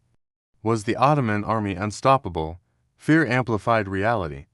The Ottomans had demonstrated military innovation, discipline, and strategic brilliance. Gunpowder artillery had changed the rules of siege warfare. The psychological impact was enormous. If Constantinople could fall, what city was truly safe? Trade networks were forced to adapt. The Ottomans now controlled key routes between Europe and Asia, while commerce did not stop. In fact, trade continued under Ottoman oversight. European powers became increasingly motivated to find alternative pathways to the east. Some historians argue that this pressure contributed indirectly to the age of exploration. If overland and eastern Mediterranean routes were under Ottoman dominance, perhaps the ocean offered another way. Within decades, ships would sail westward and southward in search of spices, silk, and gold. But in 1453, none of that was certain. What was certain was that a millennium-old empire had vanished. The phrase Roman Empire no longer described a living state in the East. The mantle of Rome became symbolic, contested, reinterpreted. The Holy Roman Empire in Central Europe claimed continuity. The Ottomans too adopted the title of Caesar in their own way. History does not end neatly, it shifts. For many Europeans, the fall of Constantinople felt like divine punishment, political failure, or apocalyptic omen. Sermons warned of judgment, chronicles recorded grief and disbelief. Yet history is rarely only tragedy. The shock forced adaptation. Military reforms accelerated. Diplomatic strategies evolved. Intellectual curiosity deepened. An ending had occurred, but as Europe reeled from the fall, it was already quietly preparing for transformation. When Constantinople fell in 1453, something ancient finally exhaled. For nearly 15 centuries, the Roman state, reshaped, renamed, Christianized, divided, had survived in one form or another. Even after the western half collapsed, the eastern half endured. Its citizens still called themselves Romans. Its emperors still claimed Caesar's legacy. Its laws, bureaucracy, and ceremonies traced back to antiquity. With the death of Constantine XI Palaiologos, that unbroken imperial line ended. There was no formal surrender ceremony, no treaty signed beneath a banner. The empire dissolved in smoke and rubble. Rome in its final incarnation disappeared on the battlefield. But history rarely respects clean endings. Mechta did not see himself as a destroyer alone. He adopted the title Kaiser, Caesar of Rome. In his mind, conquest did not erase Roman authority. It transferred it. The capital had changed rulers, not significance. Istanbul would become one of the most powerful cities on earth. From there, Ottoman armies would expand into southeastern Europe, the Middle East, and North Africa. The empire that replaced Byzantium would endure for centuries. At the same time, Western Europe moved in a different direction. The influx of Greek scholarship enriched the Renaissance. The shock of Ottoman expansion pushed maritime exploration. Military architecture evolved to respond to artillery. Political thinkers began reimagining the nature of state power. The fall of Constantinople did not simply close the medieval chapter. It helped open the early modern one. Gunpowder empires rose. Global trade networks expanded. The Atlantic world began to overshadow the Mediterranean. Within decades, ships would cross oceans unknown to Europeans. It is tempting to view 1453 as a neat dividing line between eras. Historians debate that simplicity, but symbolically it resonates. The ancient world anchored in Rome and its heirs gave way to something different, more global, more volatile, more interconnected. The walls that had once protected an empire could not withstand a new age of warfare. Yet from their collapse emerged transformation. The fall of Constantinople was not just the end of the Eastern Roman Empire. It was the moment the medieval world cracked and the modern one began to take shape. In the spring of 167, 3 small English ships pushed their way into the Chesapeake Bay after months at sea. The Susan Constant, the Godspeed, and the Discovery carried just over 100 men and a fragile idea. They were not conquerors backed by a massive royal army. They were investors' hopes packed into wooden hulls creaking across the Atlantic. This was capitalism before comfort. The expedition had been organized by the Virginia Company of London, a joint stock company fueled by private investors who expected returns. Gold, precious metals, valuable exports, something that would justify the expense and risk. Spain had grown rich from American treasure. England wanted its share. The settlers who disembarked were a mixed group. They were gentlemen unused to manual labor, soldiers seeking advancement, craftsmen, and a few skilled workers. Many expected to discover immediate wealth. Few expected to farm, fewer expected starvation. When they selected their settlement site along the James River, they believed they were being strategic. The location, later named Jamestown in honor of King James, was inland enough to avoid easy Spanish naval attack. It had deep water for ships to anchor close to shore. From a defensive standpoint, it made sense. From a survival standpoint, it was disastrous. The area was swampy. The water was brackish and often contaminated. Mosquitoes thrived. Disease followed. The land was not ideal for immediate agriculture, and relations with the local Powhatan Confederacy were uncertain from the start. Yet, optimism prevailed. The settlers quickly constructed a triangular wooden fort, erected crude shelters, and began exploring the surrounding region. Many still believed they would find gold deposits or a navigable route westward. America, to them, was less a home and more a prospecting field, but reality pressed in quickly. Food supplies dwindled, clean water was scarce, labor was unevenly distributed, leadership disputes began almost immediately. The New World did not bend to expectation. Jamestown was founded on hope, but it stood on unstable ground, and within months, that dream of easy riches would collide with hunger, disease, and the sobering truth that survival required far more than ambition. The first months at Jamestown stripped away illusion quickly. The settlers had crossed an ocean dreaming of gold. What they found instead was mud, insects, and water that made them sick. The James River, though wide and seemingly generous, was brackish and often polluted by tidal shifts. Drinking it led to dysentery and typhoid. Mosquitoes carried malaria. Within weeks, men who had stepped ashore with confidence were shivering with fever, and still some searched for gold. Members of the expedition spent valuable time exploring for precious metals rather than planting crops or securing stable food supplies. There is something tragically human about it. Starving men sifting riverine convinced wealth must be hiding just beneath the surface. It was not. The leadership structure only added tension. The governing council appointed by the Virginia Company of London was plagued by internal disputes. Personal rivalries and mistrust weakened coordination. Decisions were delayed or contested while supplies dwindled. Among the more assertive figures was John Smith. Practical and blunt, he recognized a brutal truth. If the colony did not prioritize survival over speculation, it would collapse. He imposed discipline, famously declaring that those who did not work would not eat. It was not a popular policy, but it was necessary. Meanwhile, relations with the Powhatan Confederacy oscillated between cautious trade and open hostility. The English depended heavily on local indigenous communities for corn. Without it, starvation would have come far sooner. Even so, mortality was staggering. By the end of the first year, nearly half the original settlers were dead.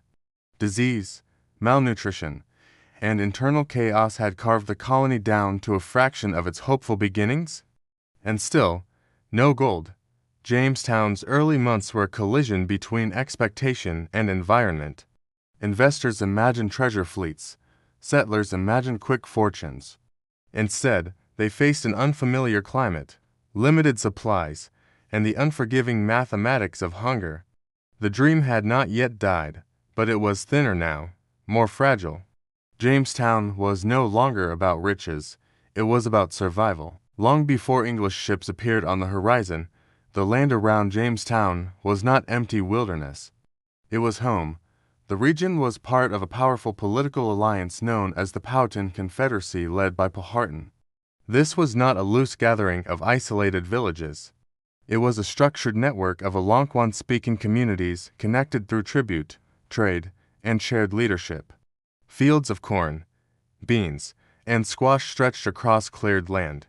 Fishing, hunting, and seasonal movement sustained a balanced way of life. When the English arrived, they entered a complex world they did not understand. At first, interactions were cautious. The English needed food. The Powhatan people assessed the newcomers carefully. Trade began, copper tools and beads exchanged for corn. But trust was thin. The settlers built a fortified enclosure almost immediately, signaling suspicion as much as defense. The Powhatan Confederacy had seen outsiders before. Spanish explorers had touched parts of the southeastern coast, but a permanent settlement was different.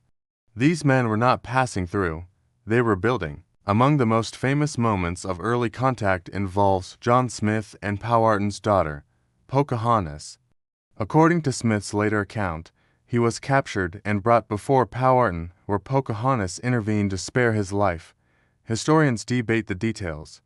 Some believe the event may have been a ritual adoption ceremony misunderstood by Smith. Others question the dramatic elements entirely.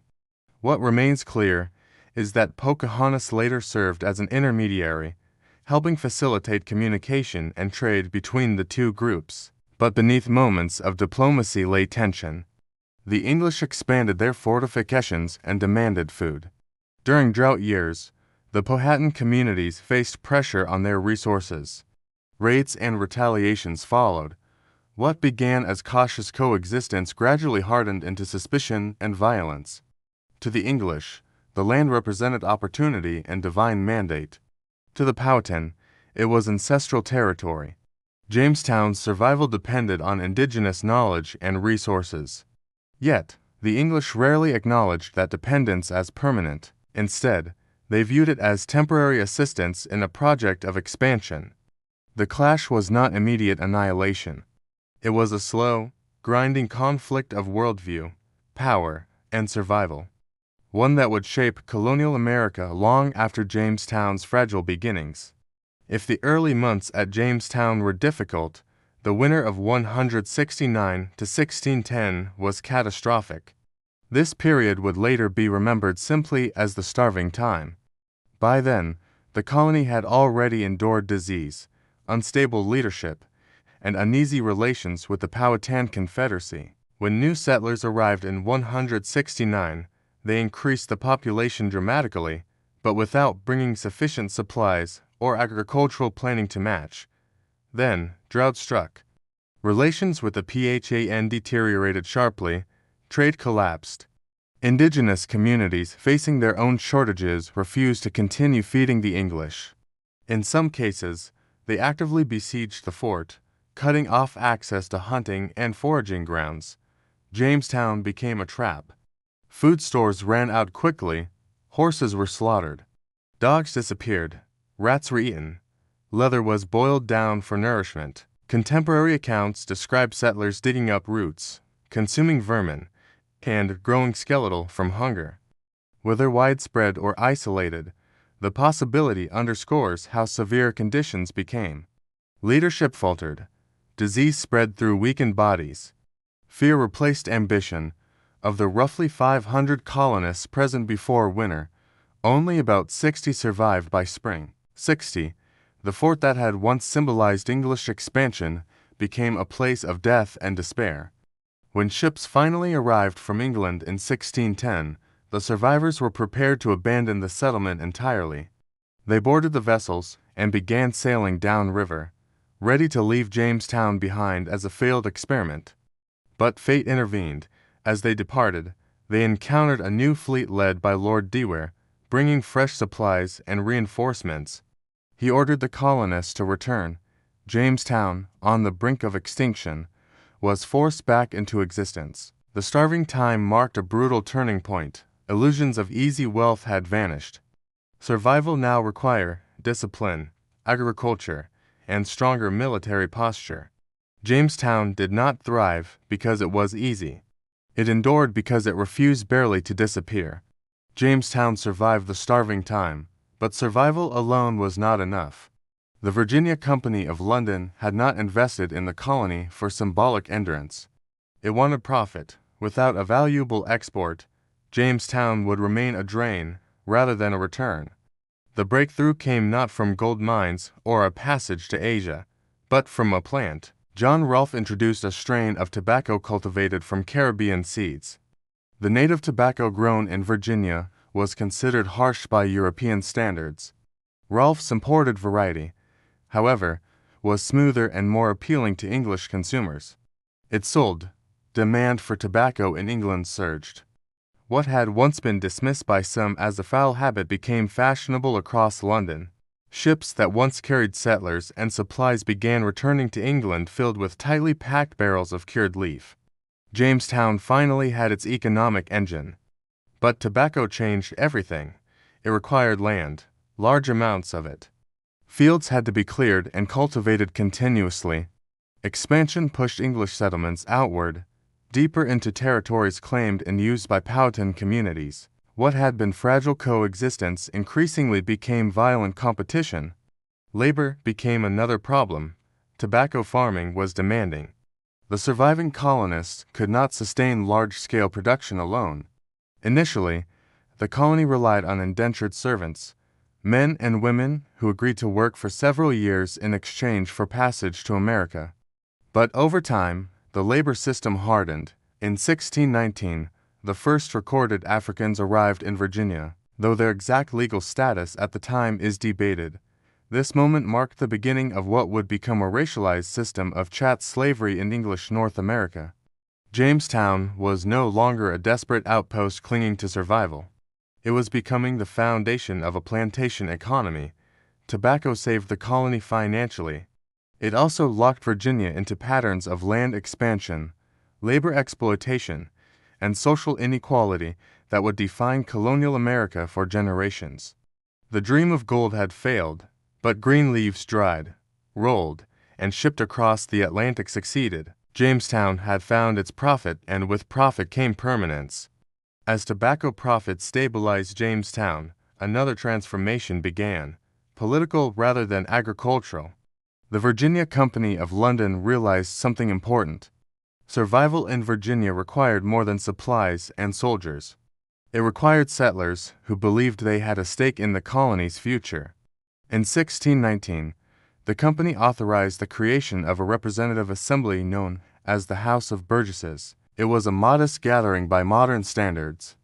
Two elected representatives from each settlement meeting alongside the governor and his council, but symbolically was groundbreaking. For the first time in English America, colonists could participate directly in local lawmaking. They could debate taxes, labor policies, and land issues. Decisions were no longer dictated solely by distant investors in London. Authority was shared, at least partially, with men living in the colony itself. The first session met in a wooden church at Jamestown. Conditions were still harsh. The air was humid. Disease lingered. But inside that crude building, a precedent was set. Self-government, it was limited. Only proper towning men could vote or hold office. Indigenous peoples and Africans had no representation. Women were excluded entirely. Still, the idea had taken root. Colonists should have a voice in their governance. This political experiment was not purely idealistic, it was practical. If settlers felt empowered, they were more likely to stay. Stability meant productivity, productivity meant profit. Yet unintended consequences often shape history more than intended ones. The House of Burgesses became a training ground for political thought in North America. Generations later, colonial leaders would invoke similar principles when arguing against British taxation without representation. Jamestown, born from corporate ambition and near starvation, had inadvertently laid the groundwork for participatory politics in what would eventually become the United States. The same year that marked the arrival of Africans and the expansion of tobacco also marked the beginning of representative governance. Jamestown's legacy was not singular, it was contradictory, a place where democracy and inequality grew side by side. From a swampy fort built in desperation, a political tradition began to take shape, and that tradition would echo far beyond the wooden walls of early Virginia. Tobacco expanded, settlements spread, and tension hardened into open war.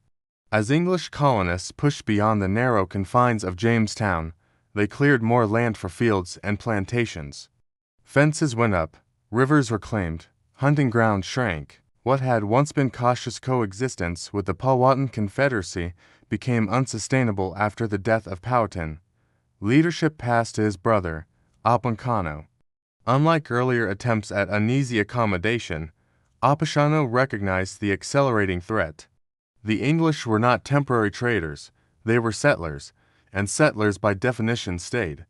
In 1622, he launched a coordinated attack across English settlements. On a single day in March, Powhatan warriors struck multiple outposts simultaneously. Nearly a third of the English population in Virginia was killed. Farms burned, isolated settlements were abandoned. The colony was shaken to its core. Jamestown itself survived, warned at the last moment, but the illusion of security was shattered. The English response was swift and brutal. Retaliatory raids devastated indigenous villages. Crops were destroyed. Cycles of violence intensified over the following years. What might once have been a shared landscape became a militarized frontier. The attack of 1622 marked a turning point. English attitudes hardened. Indigenous communities were increasingly portrayed as obstacles to be removed rather than neighbors to negotiate with. Expansion no longer carried even the pretense of coexistence. Another uprising in 1644 led again by Opechancanough ended in his capture and death.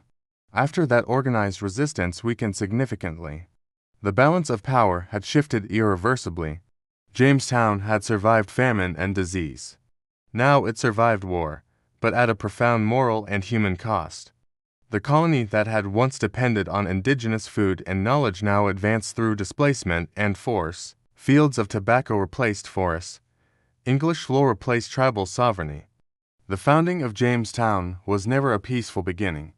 It was the start of a long, complicated struggle over land, power, and survival, one that would define American history from its earliest days.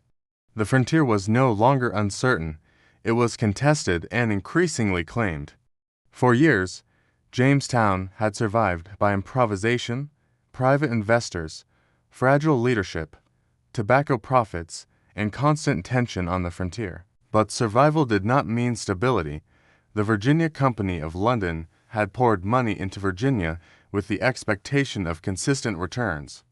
Instead, it faced criticism in England, reports of starvation, indigenous wars, high mortality, and administrative chaos damaged its reputation. Then came legal battles among shareholders. Accusations of mismanagement surfaced. The Crown watched closely. In 1624, King James revoked the company's charter. Virginia was no longer a corporate experiment, it became a royal colony. This shift mattered. Under royal control, the governor would answer directly to the crown rather than to distant investors. The House of Burgesses remained, but ultimate authority tightened. England's interest in Virginia was no longer purely economic, it was political and strategic. The colony, once a risky business venture, had become a permanent extension of English power. Jamestown itself continued to function as the colonial capital for decades, but its physical vulnerability never fully disappeared. Fires repeatedly damaged the settlement. Disease remained a constant presence. In time, the capital would move to Williamsburg. Yet, the significance of Jamestown endured. It had been the first permanent English foothold in North America. Not the first attempt. Earlier efforts like Roanoke had failed, but the first to survive long enough to anchor a broader colonial system. Under royal authority, Virginia's plantation economy deepened. Tobacco exports expanded. The labor system increasingly relied on enslaved Africans. Social hierarchies hardened. Jamestown's early fragility faded into institutional permanence. What began as an uncertain gamble had become policy. England now had a template. Establish settlement, secure export crops, create local governance, expand territory. That model would replicate across North America in different forms. The transformation from company colony to royal colony marked the end of Jamestown's experimental phase. It was no longer struggling to justify its existence. It had proven it would endure, and in enduring, it reshaped the trajectory of English and eventually American history. By the time Jamestown faded as a physical capital, its legacy was already embedded in the structure of colonial America. Jamestown was never a shining utopia. It was not founded on religious unity like later New England settlements. It was not carefully planned or morally consistent. It was chaotic, profit-driven, and often brutal. Yet, it endured. From that endurance came patterns that would define the future. First, economic ambition. The colony survived because of tobacco. A single cash crop tied Virginia to transatlantic markets and global demand. That connection between land, labor, and export would shape the southern colonies for generations. Second, labor systems. What began with indentured servants evolved into race-based slavery. The arrival of Africans in 1619 marked the beginning of a transformation that would harden into one of the most consequential institutions in American history. Jamestown was not the only origin point, but it was an early one. Third, political precedent. The House of Burgesses established representative governance in English America. Limited and exclusive. Yes, but foundational. Colonists grew accustomed to participating in lawmaking. That expectation of political voice would later fuel revolutionary arguments against British control. Fourth, expansion and displacement. Jamestown's survival depended on land. Land required expansion. Expansion required confrontation with indigenous peoples. The conflicts that began in Virginia foreshadowed centuries of territorial struggle across the continent. Jamestown teaches something sobering. Colonial America was not born from certainty or moral clarity. It was born from risk, miscalculation, hunger, ambition, and adaptation. It nearly failed multiple times. It survived by chance, by tobacco, by indigenous assistance, and by relentless persistence. The myth of an effortless founding dissolves under scrutiny. Instead, we find something more human and more complicated. A handful of ships arrived in 167 with dreams of gold.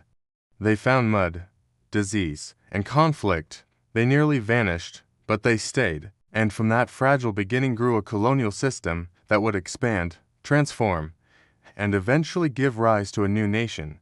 Jamestown was not glorious, it was foundational. And sometimes foundations are laid in struggle rather than triumph.